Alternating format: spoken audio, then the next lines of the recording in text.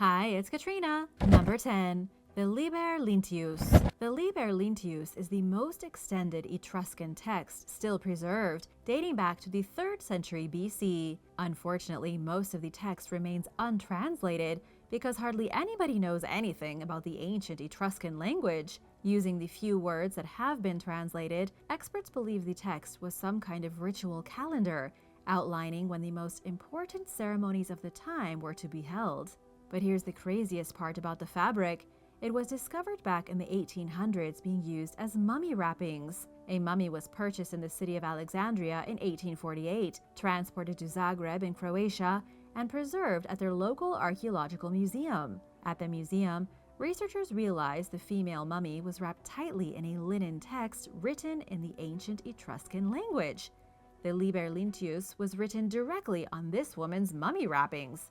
Chances are it was some kind of way to save money, or maybe the manuscript just wasn't necessary anymore. Whatever the case, it's one of the few untranslated documents of its kind left in the world, a discarded text from over 2,000 years ago, used as mummy bandages. Number 9. Greek philosophers and the aliens. The concept of alien life goes further back than the first reports of aliens at Area 51 in the 1940s. Science expert Wade Rausch recently wrote a book after years of research tracing over 2,500 years of alien speculation back to the days of ancient Greece. The Greek philosopher Anaxagoras was one of the first to suggest that a different race of beings might inhabit the moon. Plato and Aristotle disagreed, saying they believed Earth was the source of all gravity and is the very center of the universe. Anaxagoras was the first to suggest the Earth was floating in an infinite void of nothingness. And believe it or not, the philosopher Epicurus was the first to inadvertently create the idea of the multiverse. He wrote that there is an unlimited number of cosmos, and some are like ours, while others are way different.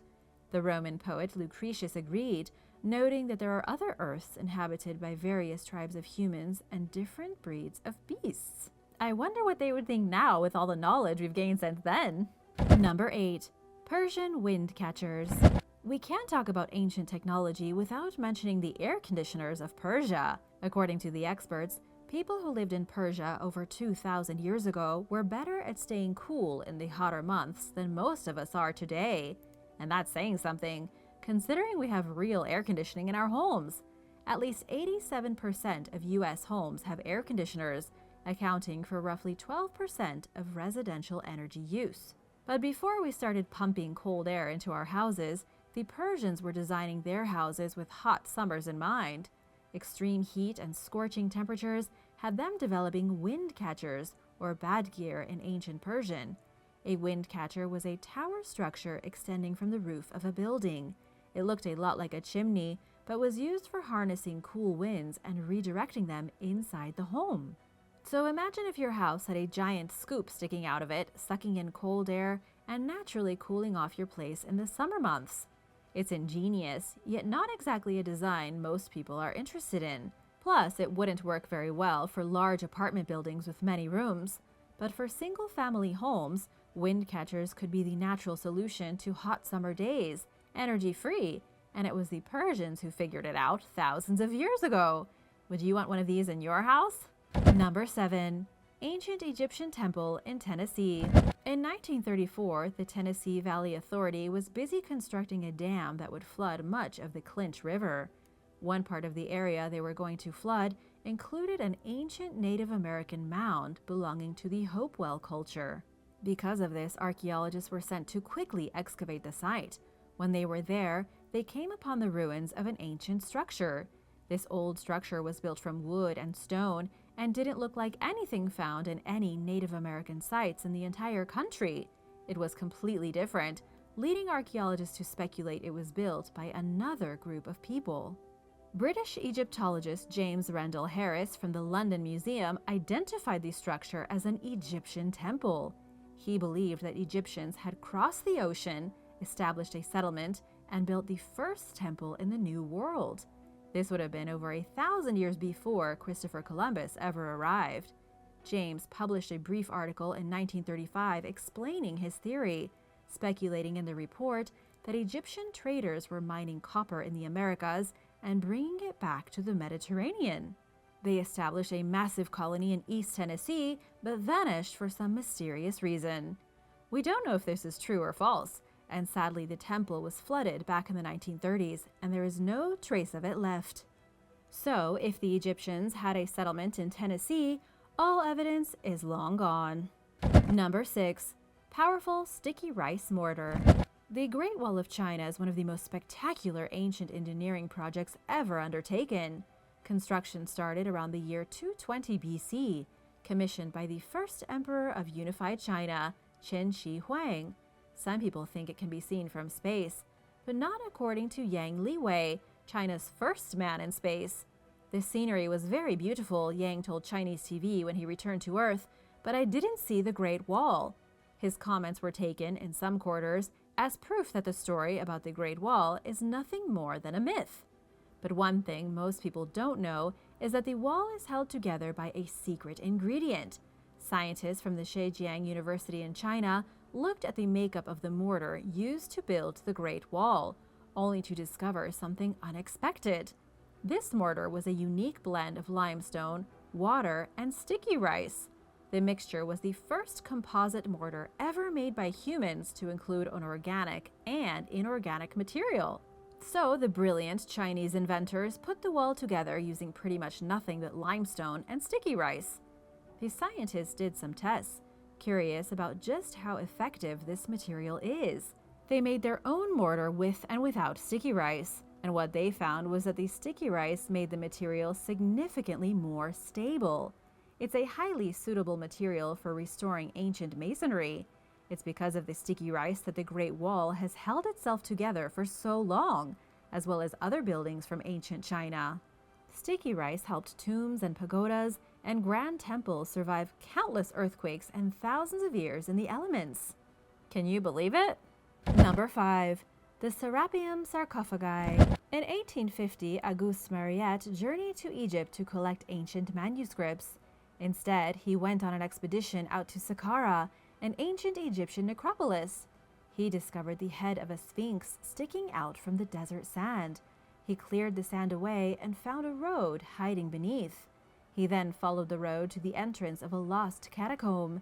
Inside, there were 24 giant sarcophagi. To this very day, nobody knows precisely how these enormous coffins were moved to the site in the middle of the desert, nor how they were moved underground and installed in their notches on the walls. The mainstream theory is that the site was used to bury Apis bulls for 1,400 years. A total of 60 Apis bulls were supposedly buried here. Each is believed to be an incarnation of the god Ptah. The issue is that nobody's ever found the bull mummies. And that's not all. The boxes were too big for the bulls, larger than necessary to bury such an animal.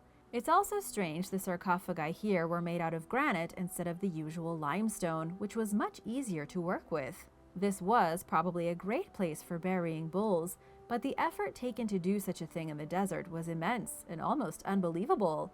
Each sarcophagus weighed roughly 88,000 pounds, with each lid weighing about 44,000 pounds.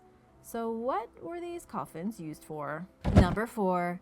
The disc-eyed giants. The disc-eyed giants of Monte Prama in Sardinia are extremely strange. A farmer discovered them at an Iron Age burial necropolis on this Italian island back in 1974. Peculiar stone sculptures of giants, things shaped like men, but not quite the same. They almost look like a race of extraterrestrial titans, enormous humanoids with eyes shaped in layers of spinning discs. The first few statues were found in the 70s, and 2 more were just found during recent excavations. The newest giants are just like the old giants, crafted by the hands of the Nuragic culture sometime around 950 BC. And even though researchers have had 50 years to study them, they have come no closer to understanding their purpose or who they represented. One thing to keep in mind is that the Nuragic civilization blossomed in the early Bronze Age. They built stone fortresses with great, imposing towers. This was way back in 1800 BC. These days, there are over 7,000 such stone fortresses left across the landscape of Sardinia, called nuraghe. It was from these great stone fortresses that the people defended their island nation until their eventual defeat in the 2nd century AD. These people were ancient, one of the first complex societies to crop up in the Mediterranean. And so it's a little weird that they erected giant statues of what looked like aliens. Sure, they may have represented ordinary men, but it seems unlikely that they are so different from anything else found anywhere in Europe. Instead, the Nuragic were probably inspired by something else. Some people say perhaps by visitors from beyond the stars. Number 3. Ancient Egyptian makeup. Not only did the ancient Egyptians build the most incredible pyramids on the planet, tombs under the earth and great granite sarcophagi in the middle of the desert, but they also perfected makeup. A recent study from the journal Scientific Reports claims Egyptian makeup was far more complicated and diverse than anyone ever thought. The ancient Egyptians used kohl, a cosmetic worn traditionally since the earliest days of the Egyptian kings and queens. Dark eye makeup wasn't just applied for aesthetic reasons, but also for religious functions, therapy, and hygiene. Kohl was so popular that it was used all across the Middle East, North Africa, and South Asia. It was a kind of eyeliner that doubled as a mascara for the eyelashes. Researchers looked at 11 kohl containers kept at the Petrie Museum in London. What they found were traces of over 8 new minerals they hadn't known were in kohl, including new silicon-based materials. They also identified at least 6 new organic materials, things like animal fats and plant oils. This means that the ancient Egyptians were really at the top of the global game of science. They were master builders and could combine dozens of different organic and inorganic materials to create makeup. Number 2. The apocrypha. The apocrypha isn't precisely an ancient technology, but it is an essential piece of one of the oldest books in the world. Not every piece of religious writing ever became canon. Today, everything in the New Testament is technically biblical canon, meaning it's all authenticated and confirmed as legitimate Holy Scripture. Plenty of stories and writings by Christian and Jewish authors were left out when the New Testament was put together. These texts became apocrypha, meaning they weren't authenticated, could be false, and weren't actual Christian scripture. But of course, the correct scripture was up for interpretation. The year was 1546, and St. Jerome had just finished translating the Old Testament into Latin. He had serious doubts about some works he had just translated and voiced his concern. But those in power didn't care. They declared the New Testament entirely accurate and excluded only a handful of books like the 1st and 2nd book of Esdras. Not every branch of the church accepted the same books. The Roman Catholics considered many of the writings to be non-accurate, and the Ethiopian church pretty much accepted everything. What happened in the end was that a lot of different versions of the Bible got made, with some stories being seen as nonsense by some and as scripture by others. And this went on over time, with more parts being cut and more parts being put in. So now we have many branches of what started as the same religion, but changed dramatically based on which version of the book church leaders deemed accurate. Number 1. A prehistoric bullet hole. In 1922, an ancient hominin skull was discovered in a limestone cave in Zambia. It was first believed the skull belonged to the ancient species Homo rhodesiensis, but was later attributed to the species Homo heidelbergensis. Experts have since confirmed that the person died sometime between 125 and 300,000 years ago. The skull was found to have a bullet hole in the left side of the cranium, right near the ear. This is weird because obviously the skull's owner lived a very long time before firearms, and yet the hole appears to have been formed by a high-velocity projectile. It looks like a bullet fired from a rifle. And to make things stranger, the skull of a prehistoric auroch, an extinct wild cattle, was found a few thousand miles away in Siberia with an identical bullet hole in the forehead. Nobody knows what put these holes in the skulls, but there is plenty of speculation. Some say ancient visitors with highly advanced weapons came down to do some hunting. Mainstream scientists are generally quiet on the subject, or simply dismiss the bullet holes as conspiracy theories. Thanks for watching! Remember to subscribe if you haven't already, and I'll see you next time for more mysterious discoveries. Bye!